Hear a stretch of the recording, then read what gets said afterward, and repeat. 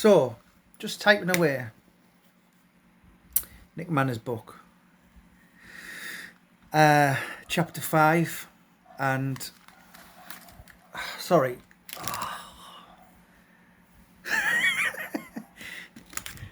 Welcome to my office. This is where the magic happens. Magic. Anyway, right. I was just typing chapter 5 up about Nick Manner's experiences in Armley Prison, then to Durham Prison, and then to Ellen Road with none other than Mr. Paul Sykes. And it's just dawned on me that it's been 10 years this month that my mate, a good friend of mine called John Williams, childhood friend. Now, I've always been drawn to very different people, boxers, footballers, just very, very different people in life. You know, I remember being stranded in Edinburgh years ago, having pockets full of money, but instead of going to get a hotel, I ended up partying with the tramps all night. So that's just what I like. I like really different people. So, considering I'm a bit of a boxing anorak, I'd never ever heard of Paul Sykes. So, 10 years ago this month, my old friend John Williams from Berwick Hills said to me, when you get a minute, have a look. I type in Paul Sykes Wakefield on YouTube. Now, the name never meant anything to me. And I was like, so when I watched it, I was like, what have I just watched there?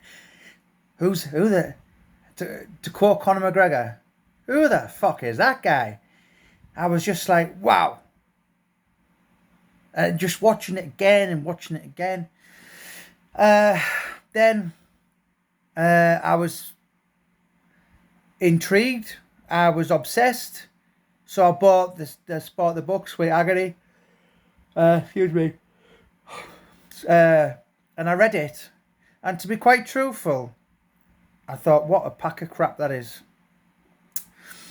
It wasn't, so this was 2012. It wasn't until I read it again when Paul's sister lent me it in 2015 that I really appreciated for the greatness that it was. But the reason it was a letdown for me, and a letdown for a lot of other people as well, they've told me was, so you watch a documentary from 88 to 1990. It was aired December the 4th, 1990 by Yorkshire Television. Had millions of views, but that doesn't... So when you Google Paul Sykes, when you watch a documentary and you find out he died and all these kind of things... Sorry, late night.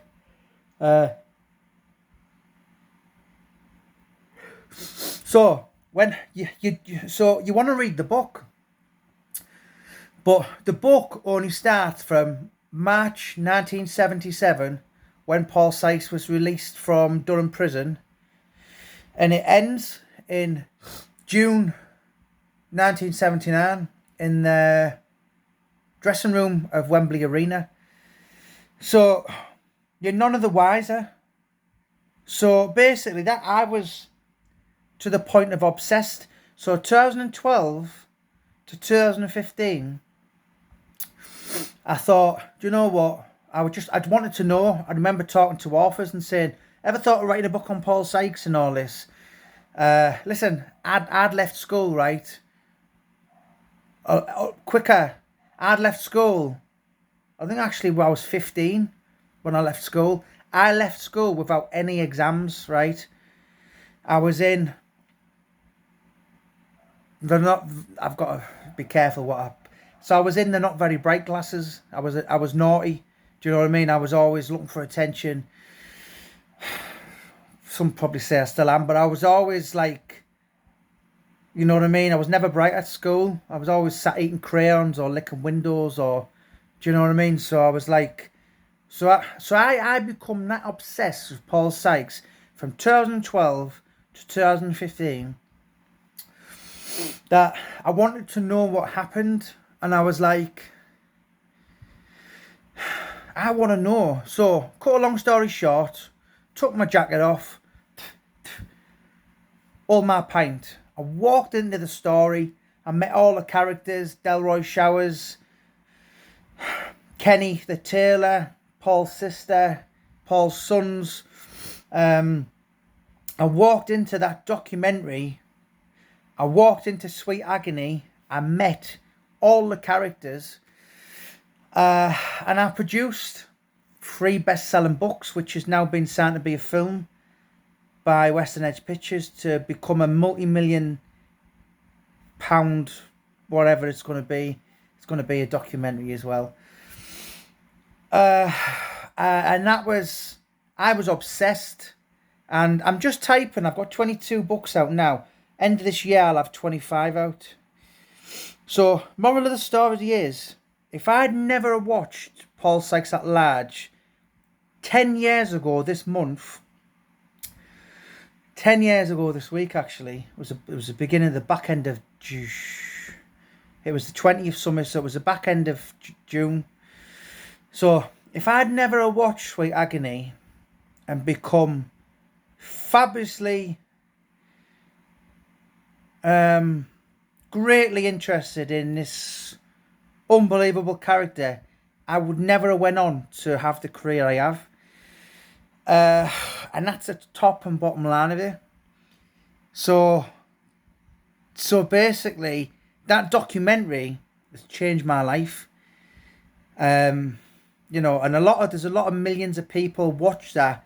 If you have a look at the views, and if they don't quite understand the story, so if you can see him, you just think he's a bit of a lunatic. There's one in every Wetherspoons pub, gobby guy, full of himself, talking about punching sharks. So I suppose I come along, and Rob Brenton's done a book,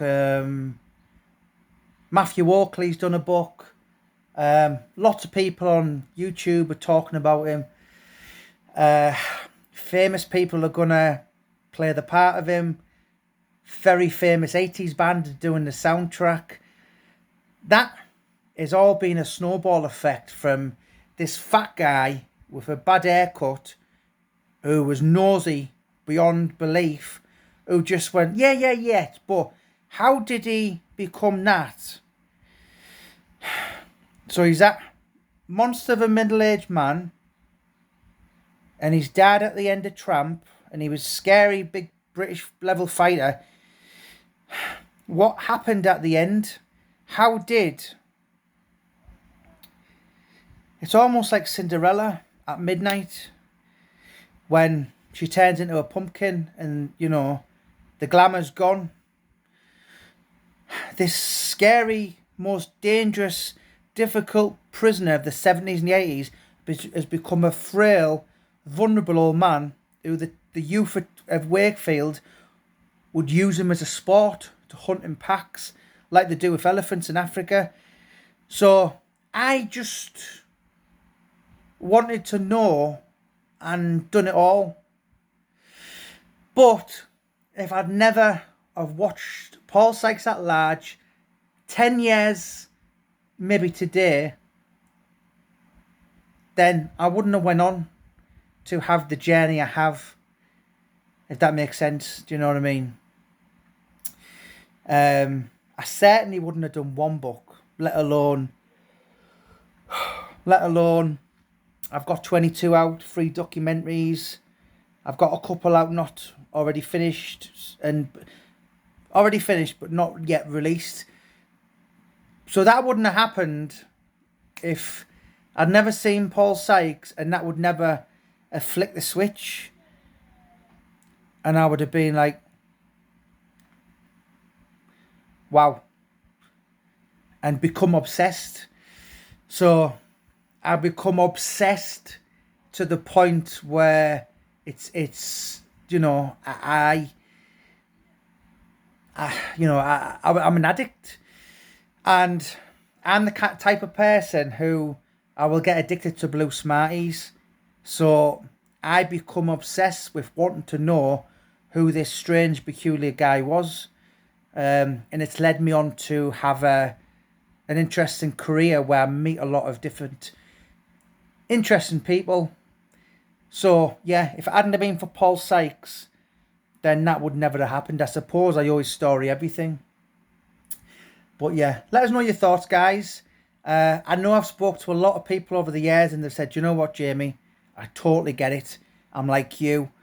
And I just want to know more and more and more. So anyway, yeah, just let us know. But it's 10 years, maybe even to the very day. And before then, I never even knew who he was. You know, he's the only person in the world I can ever call my wife by a different name is Kath. I'll sometimes have a cuddle of her and I go, oh, I love you, Kath. It'll be right. What are these lights doing on here, Kath? I told you, you know what I mean? Or I'll say to my 14-year-old son, you need a proper 16. Lots of different quotes in life that just become my part of my every single day living thing. All because I watched this documentary 10 years ago now.